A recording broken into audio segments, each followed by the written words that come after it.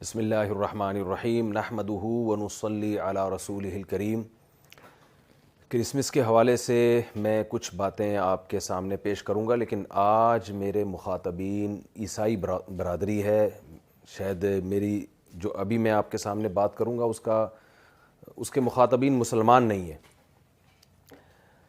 جو ہمارے عیسائی بھائی ہیں ان کا یہ نظریہ ہے کہ حضرت عیسیٰ علیہ السلام 25 دسمبر کو پیدا ہوئے، قطع نظر اس سے کہ یہ نظریہ درست ہے یا غلط ہے، یہ تاریخ ٹھیک ہے یا غلط ہے۔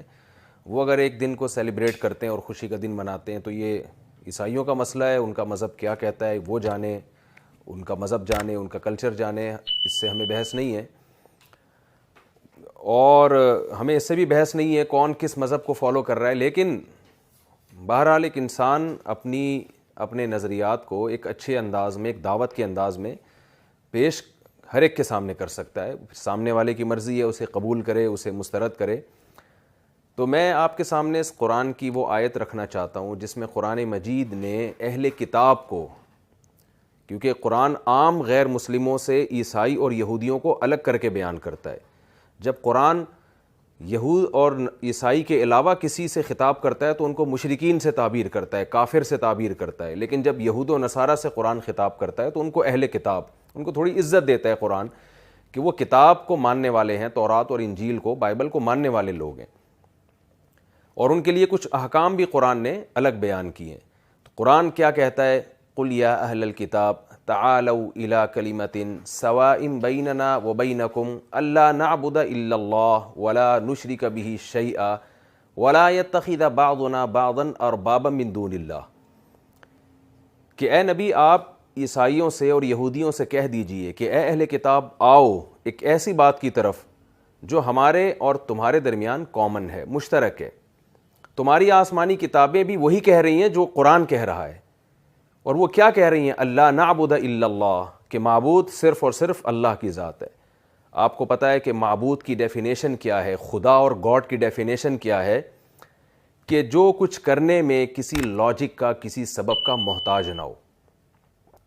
وہ آدم کو براہ راست مٹی سے پیدا کر سکتا ہے، وہ کچھ بھی کرنے میں، وہ عیسیٰ ابن مریم کو بغیر باپ کے پیدا کر سکتا ہے۔ اس دنیا کو اللہ تعالیٰ نے کچھ اصولوں میں بند کر دیا ہے۔ جب ہمیں کوئی چیز جلانی پڑتی ہے تو اس کے لیے ہمیں آگ کا سہارا لینا پڑے گا، لیکن اللہ تعالیٰ اس پر قدرت رکھتے ہیں کہ ابراہیم علیہ السلام کو آگ میں ڈالا جائے اور وہ آگ میں ڈلنے کے باوجود بھی نہ جلیں۔ یہ بات یہود بھی مانتے ہیں، یہ عیسائی بھی مانتے ہیں، یہ بات مسلمان بھی مانتے ہیں۔ تو اللہ کی ذات وہ واحد ذات ہے جو کچھ کرنے میں کسی سبب کی محتاج نہیں ہے۔ وہ آگ میں جلتے ہوئے کو بھی آگ سے بچا سکتا ہے، وہ سمندر میں ڈوبتے ہوئے کو بھی بچا سکتا ہے۔ تو قرآن اہل کتاب کو دعوت دے رہا ہے، تعالوا آؤ ایسی بات کی طرف جو ہمارے اور تمہارے درمیان مشترک ہے۔ تو اسلام میں اور اہل کتاب میں بہت سی باتیں مشترک ہیں، لیکن اسلام یہ کہتا ہے کہ جو ہمارے اور تمہارے درمیان مشترک ہے وہ عقیدہ توحید ہے، اور عقیدہ توحید کا مفہوم یہ ہے کہ خدا صرف ایک ہے، صرف زبان کی حد تک نہیں بلکہ حقیقت میں بھی۔ آپ نے اس خدا کے سوا کسی کو نہیں پکارنا، لم یلد ولم یولد، نہ اس نے کسی کو جنا نہ وہ کسی سے پیدا کیا گیا۔ اور قرآن حضرت عیسیٰ ابن مریم کی مثال دیتا ہے کہ اللہ نے حضرت عیسیٰ کو بغیر باپ کے پیدا کیا۔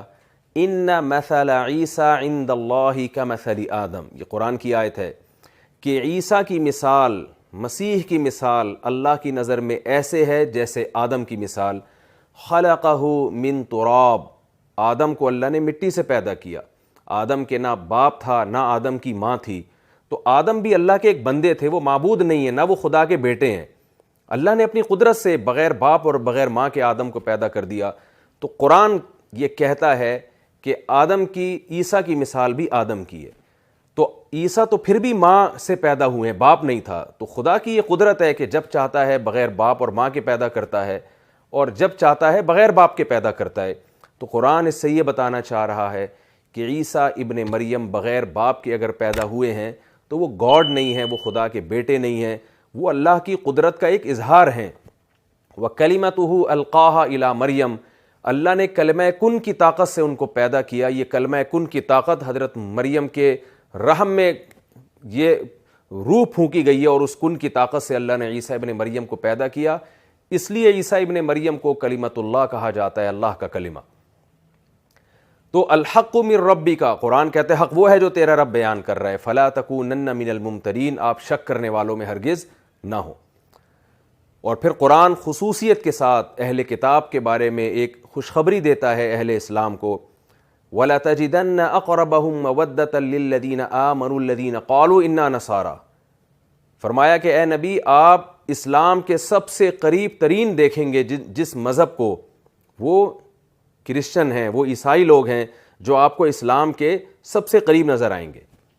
اور آج بھی دنیا میں سب سے زیادہ جو مذہب قبول کرنے والی قوم ہے, اسلام قبول کرنے والی قوم ہے, وہ آج بھی دنیا میں سب سے زیادہ کرسچن ہیں, سب سے زیادہ عیسائی ہیں.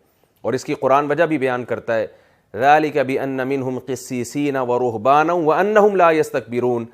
وجہ قرآن یہ بیان کرتا ہے کہ عیسائی مذہب کی تعلیمات میں رہبانیت ہے, دنیا سے بے رغبتی ہے, اور اس مذہب کی تعلیمات میں حق کو قبول کرنا ہے. اس کو اتنا زیادہ عیسائی مذہب میں فوکس کیا گیا ہے کہ جب اہل کتاب اور عیسائی کے سامنے قرآن کی آیات تلاوت کی جاتی ہیں اور وہ اس کو سمجھتے ہیں, تو قرآن کہتا ہے تَرَىٰ أَعْيُنَهُمْ تَفِيضُ مِنَ الدَّمْ, اے مخاطب تم دیکھو گے کہ ان کی آنکھیں آنسوؤں سے بہنا شروع ہو جاتی ہیں. مِمَّا عَرَفُوا مِنَ الْحَقِّ, اس لیے کہ یہ حق کو پہچان جاتے ہیں. آپ حضرت عیسیٰ علیہ السلام کی شان میں قرآن کی سورہ مریم پڑھیں, کیسے اللہ نے حضرت مریم کو اور حضرت عیسیٰ ابن مریم کو ڈیفائن کیا ہے, اور کیسے ان کی تعریفیں کی ہیں, اور کیسے ان کے معجزات کا ذکر کیا ہے کہ حضرت عیسیٰ ابن مریم کیسے مٹی کا ایک پرندہ بنایا کرتے اور اس میں پھونک مارتے اور وہ اللہ کے حکم سے پرندہ بن کے اڑنا شروع ہو جایا کرتا تھا. تو قرآن یہ بیان کرتا ہے کہ عیسائی اسلام کے سب سے زیادہ قریب ہے, اور عیسائی قوم من حیث القوم مسلمانوں سے سب سے کم دشمنی رکھنے والی قوم ہے. اس کی ایک وجہ بھی بیان, یعنی اس کی ایک عقلی لاجک بھی ہے, وہ یہ ہے کہ عیسائی حضرت عیسیٰ ابن مریم پر بھی ایمان رکھتے ہیں اور موسیٰ علیہ السلام پر بھی ایمان رکھتے ہیں, جبکہ یہودی حضرت عیسیٰ علیہ السلام کے منکر ہیں.